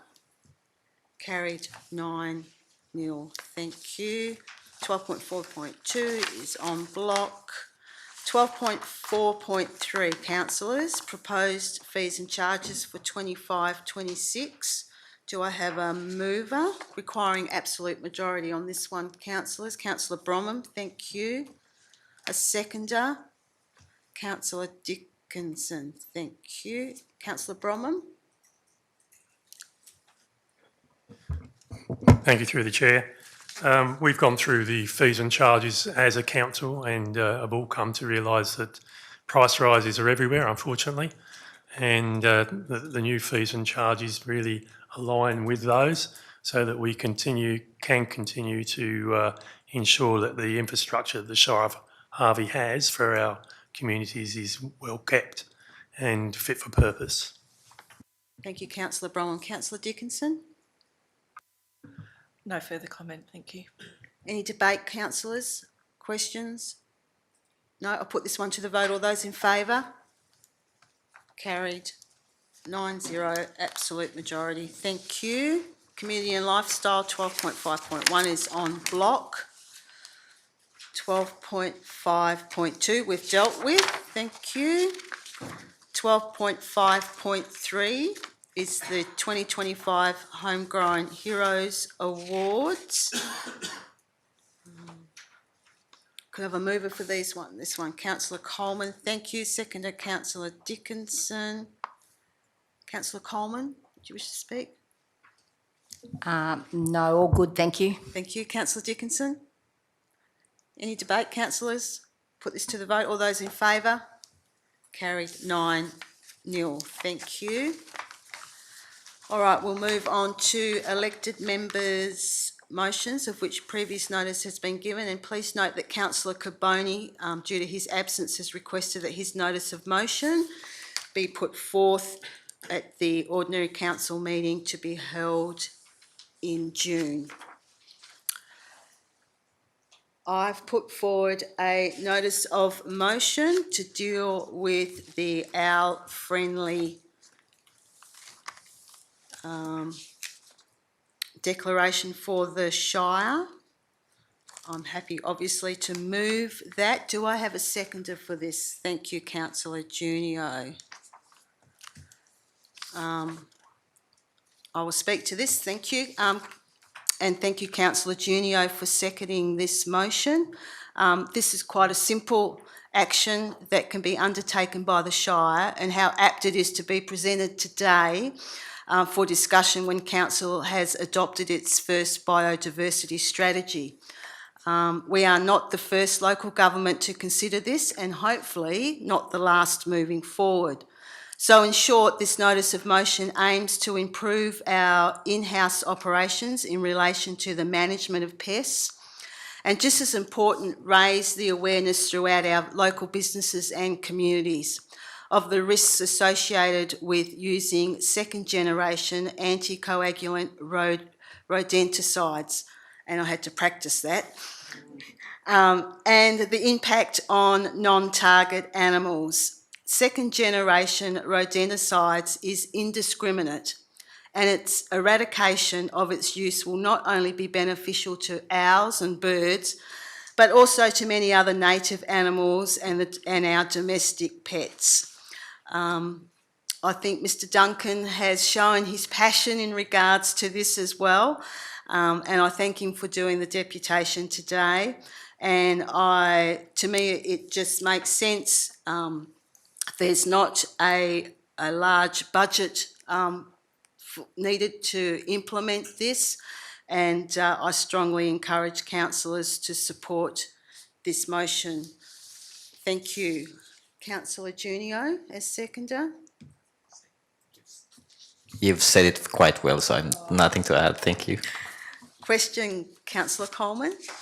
Thanks, Madam President. Would it require an amendment to say educate and encourage community members as well as local businesses? Because, my property alone, I have 12 direct neighbours. So, what is the difference? How do we educate people between first and second generation baits, I'm going to use instead of that word. So how do we do that? Can we get you onto Shire Chat on the radio? Can we promote it on radio? How do we better educate the community, not just local businesses? Because it's big properties like mine and properties that have bird life, birds that'll come around all the time that attract the rodents, of which they're prolific. So, how do we better educate the rest of the community as well? Happy to move a motion if we an amendment if we have to, but I'm just wondering if we could just put in there community members as well as local businesses. Thank you. Thank you for that, councillor Coleman. And part 2C says educate relevant Shire staff and other reliables, and then relaying this information to the community and local businesses on our friendly or safer choices for rodent control. So would you be happy that it's already been addressed? And I acknowledge that, the intent is if they know the difference, Yes. What is the difference between Yes. the two needs to be very, very clear, and how can we all promote that Yes. to be better friendly? And in regards to how we relay that, I'd leave that up to our very well-trained media team to put that out, and maybe the Harvey Reporter and Harvey Community Radio maybe will follow that up. Yeah. So we don't have to worry who is going to do it. Thank you, Councillor Holly. It's been a long meeting. Is there going to be any further discussion around this, councillors? Thank you very much. Let's put this one to the vote then. All those in favour? Carried 9-0. Thank you very much for your support. Councillor Coleman now has a notice of motion. Obviously, do we have a seconder for that one, councillors? Councillor Capo-Grego, thank you. Councillor Coleman. Thanks, Madam President. When we went to the Forward Capital Works workshop in February, I think it was, we were advised that the plans were going back to the architect, which caused me concern, and I did ask at the time when the plans were going to come back to council.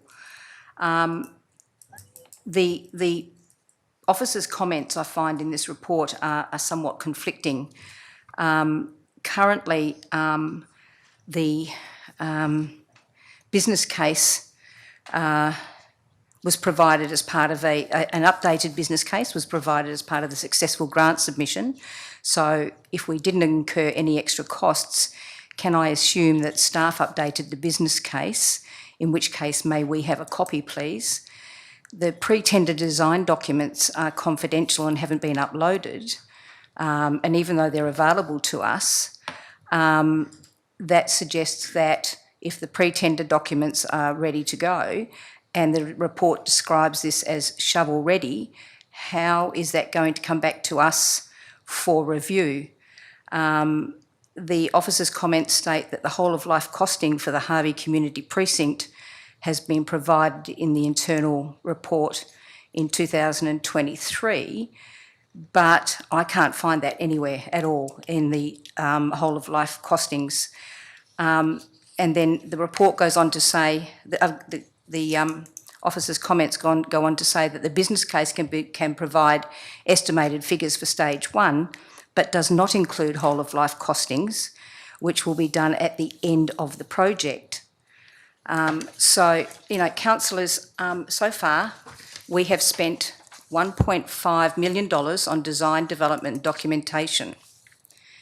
Now, to put that in context, we could have employed one dedicated person for $300,000 a year to work on this one project for the past 5 years. We haven't turned a sod yet. So back in our current library is approximately 100 square metres. Back in 2013, the recommendation was to expand our library to just under 500 square metres.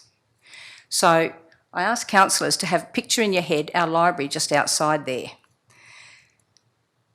The current recommendation on the plans is to build that library 12 times bigger than it currently is, 1,235 square metres. That does not include the CRC, does not include the radio, which are extra. So the Shire lodged the application, was ultimately successful in being awarded funding, which is great, for the delivery of the library, the community radio and servicing.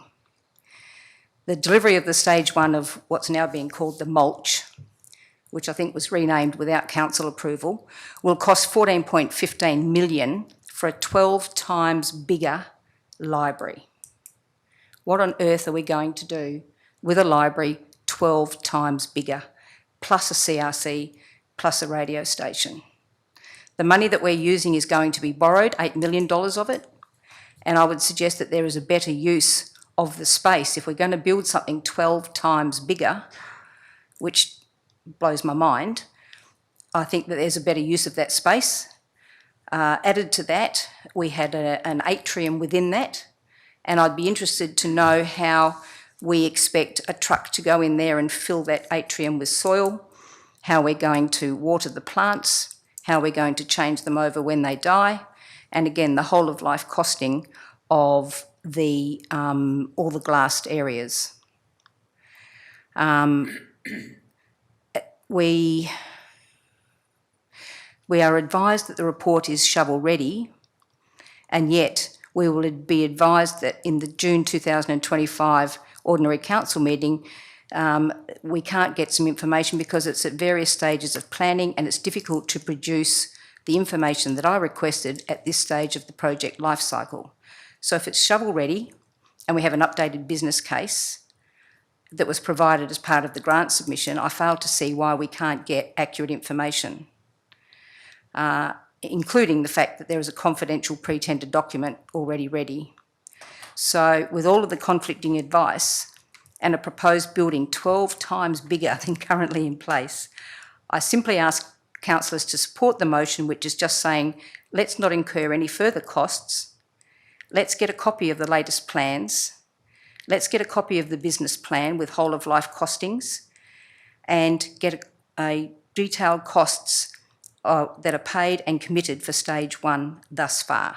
So I'm not asking for anything else to happen other than for us to get more information and more accurate information than what's been provided in that report. Thank you. Thank you. Councillor Capagrego. Thanks, Madam President. I seconded this motion mainly for the fact that I think it's time that we pull this project in and take control and get it underway. I just hate to see consultants and architects and that just keep feeding off our funds. And I think that at a planning meeting we had, I think it was last year, I made the comment to the officer who was presenting, take your pencil and slash and burn and get into it, and let's make this a really nice facility, but make it Harvey, not Subiaco. And I think we've got the people in our organisation to assist with that process. And like I said, I just don't like the fact that we just keep feeding money to these people who are doing their job as a business. And I think if I was in their position, I'd be like to be keep making money off a project. So I think the time has come to rein it in. Looks like we're going to get the funding. Let's proceed. Thank you. I'm going to ask the CEO if she's got any comments in regards to how the project is progressing and what our staff are actually doing. Information has been provided in the officer's comment, and I note some of the commentary that has been made by councillors. Prior to the submission of the grant application, a report was brought to council for approval to submit a grant application based on the Harvey Library as designed.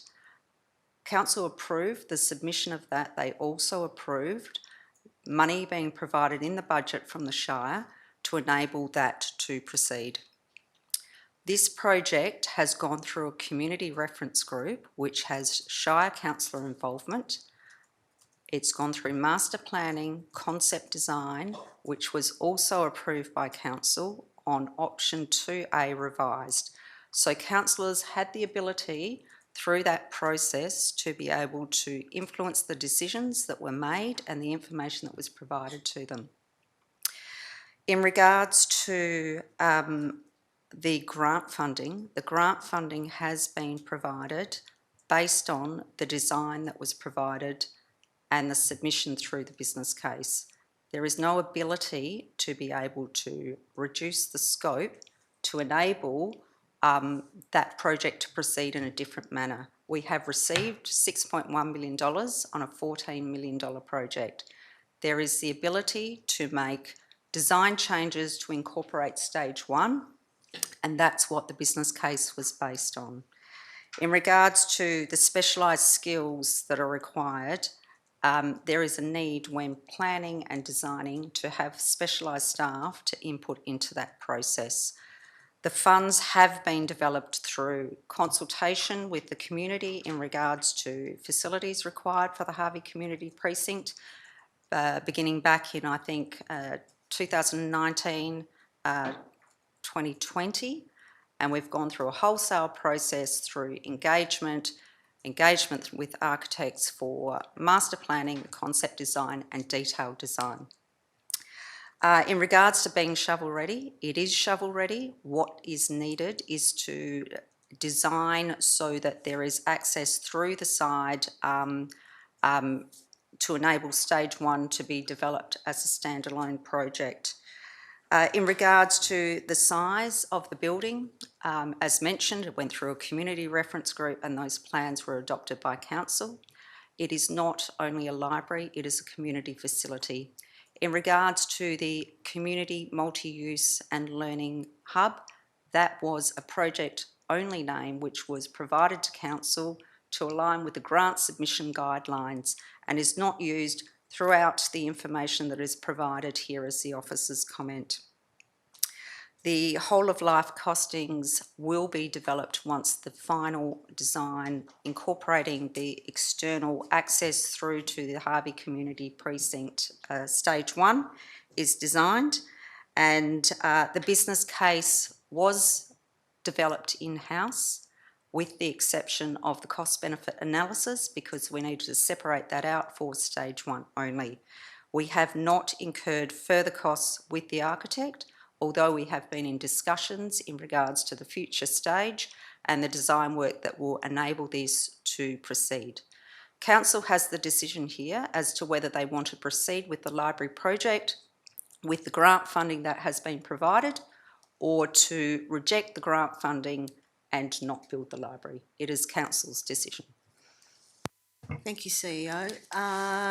Any speakers against the notice of motion? Councillor Bromham. Thank you, through the chair. Look, I speak again. I guess you've got to be careful of what you ask for. At the end of the day, when this project started and I saw lots of glass and round buildings, I thought this is expensive and probably doesn't fit exactly what I want. However, the actual plan as it stands, I believe, was originally the one that last passed was moved by Councillor Coleman, and so I'm presuming that you did that in relation to the community consultation processes that took part in Harvey. What we're trying to do here will hold up the process. It will cost us more money. It will impact contractual arrangements that are already in place. And the money that we're actually asking for, the funding that we have got from the government, depends on the processes that we've already provided, the information that we've already provided them with. So all this will actually do is it will stop the library being built. And I think that's a shame, given all the consultation that we've had with our community. As far as the whole of life, how much it's going to cost whole of life, I don't think anyone ever knows that, because the reality is that every year prices go up. So every year the whole of life project has to be reassessed. So, and to me, this is like we're trying to shut the gate after the ball's bolted. So I think if we want a library, we've got to say no to this and go on with what we have already decided to do in the past. And I find it a bit disconcerting that the council will keep coming back on itself like this on decisions they've already made. Speaker for. Speaker against. Question more than Question, anything. Councillor Holly. Through you, Madam Chair and CEO, if we were to go against the motion that is on the table now, how much sooner would when would the library be ready to start get going?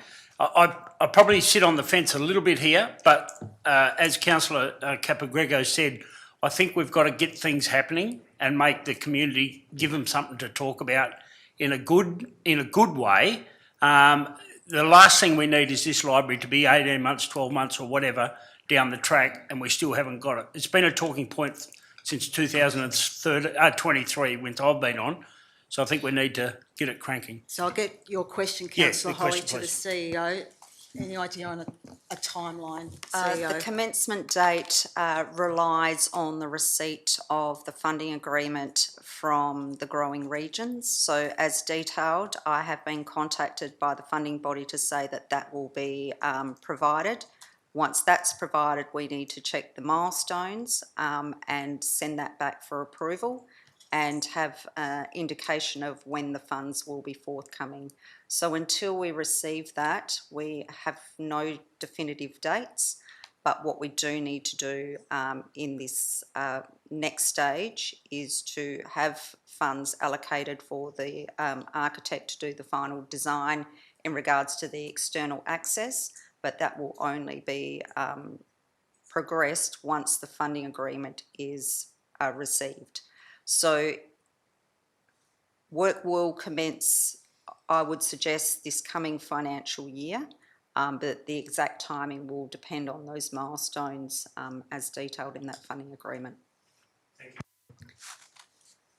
Councillor Capagrego, do you have a question? Because you have spoken already, so... I have a question. Question, yes. The comment that if this motion gets through, will halt the library proceeding. How do you come about that? Because I read these 4 items and nowhere in there does it tell me that if we go with this, that the library can't proceed. Can someone explain it to me? Because obviously I'm interpreting it wrong.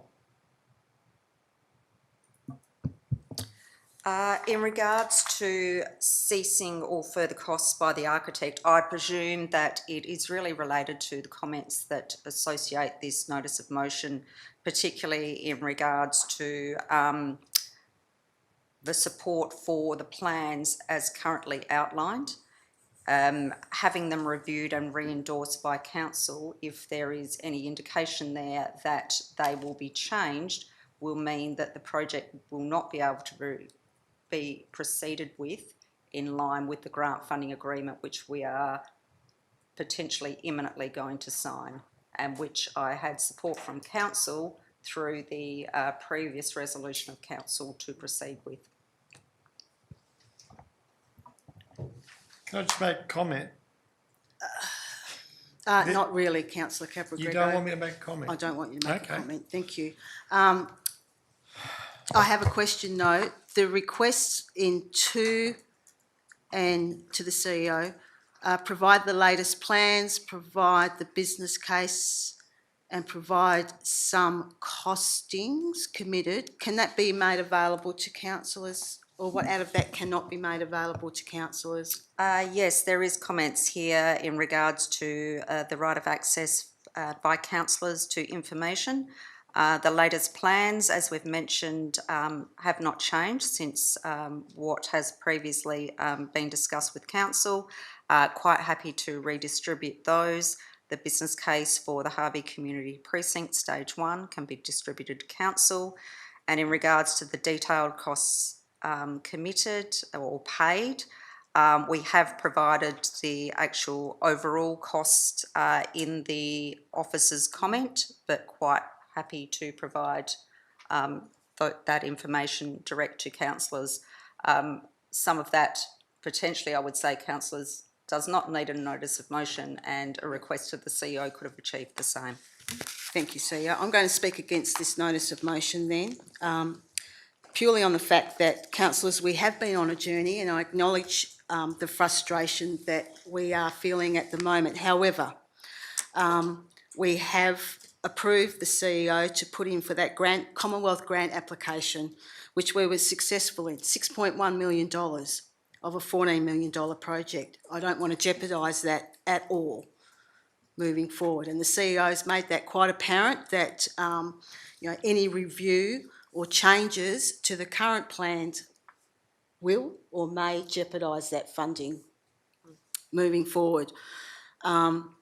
A lot of this information can, as the CEO said, can be provided to councillors on request, and I have faith that in our staff that we are moving forward and progressing this project, and I would not be happy to see anything put that at risk moving forward. So I cannot support this notice of motion, and I have the confidence of the CEO and staff that we are moving in the right direction to get this project up and running. Speaker 4. I just have a question, Madam Councillor President. Holly, question? We've gone out public with that 6.1 million, haven't we? To say that we've achieved that? Yes, we have. Yeah, so Yeah. we'd look sillier. Okay, speaker against? Councillor Coleman, would you like to close debate? Yes, thanks, Madam President. I'd just like to clarify something. The CEO did say that we can't proceed with changes without jeopardising the funding, but did say that we have the ability to make design changes. So can I just clarify which one it is, please? In regards to the external access, which does not have any impact on the building design, that is the change that can be enacted, and we did provide that to council in regards to the car parking and the pedestrian access to the south of the building. In regards to internal finishes, there is the ability to make changes to that. but in regards to the changes to the floor layouts and major modifications to the size of the building, no, there is not that ability. As I've mentioned, that has been what has been submitted for the grant application and approved for funding. In summing up though, Councillor Coleman, so, yeah. Okay, thanks, Madam President. In summing up, I fail to understand, and I'm probably having a bit of a memory lapse, but I fail to understand how we were able to progress with the senior citizens with significant design changes after funding was approved, and it took 5 years to, almost 5 years to build. That had some significant changes in there. I'm not suggesting at all with any of these motions that there are changes to be made. What I'm suggesting is that we have got $6.1 million from the funding, of which we're very, very grateful. But do we need to borrow $8 million, which will have an impact on rates for future years? I think that providing the business case, the updated business case, is reasonable. I think providing whole-of-life costings to council is reasonable. I think providing detailed costs paid and committed is reasonable. As I said, you know, we could have employed one person to work on one job for 5 years at $300,000 a year just on the plans alone that we've spent. So I am loath to spend money on a building 12 times bigger without making sure that we can use the spaces adequately. That doesn't necessarily mean design changes. It could mean a slight change of use within the designs. So again, I fail to see how any of these motions, without giving council, all it's doing is giving council full information to be able to make more informed decisions, so that when we get the money, which the CEO does agree, we don't know yet when we'll get it, and it's likely to be sometime within the next 12 months, maybe not, it might be 18 months.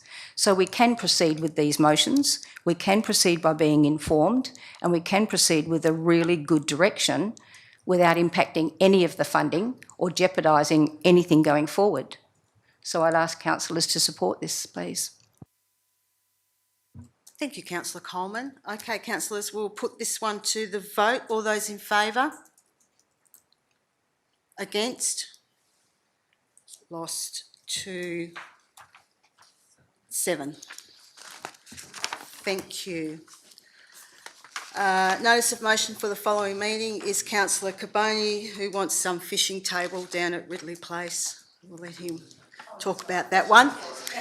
Yes. Reports of members. Hopefully they've all been sent in, but councillors, an opportunity if you wish to say anything. No? All good. Thank you.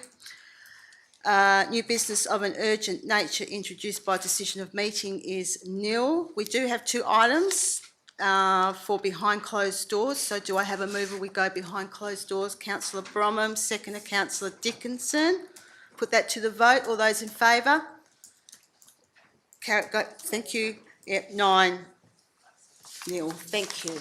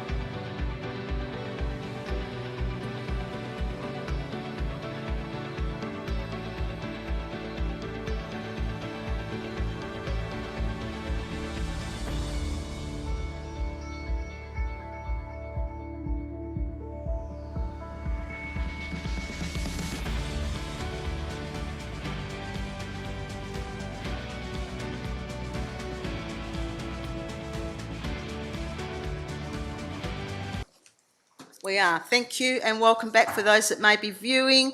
2 tenders were approved behind closed door.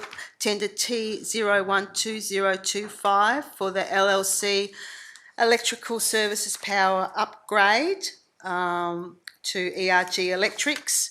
And item 17.1.1, tender T022025 LLC Air Handling and Heat Pump Replacement.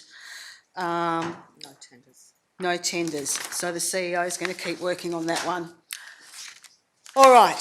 Thank you, everybody. Is there any further business? If not, thank you very much for your attendance tonight. And I declare the meeting closed at 7:00.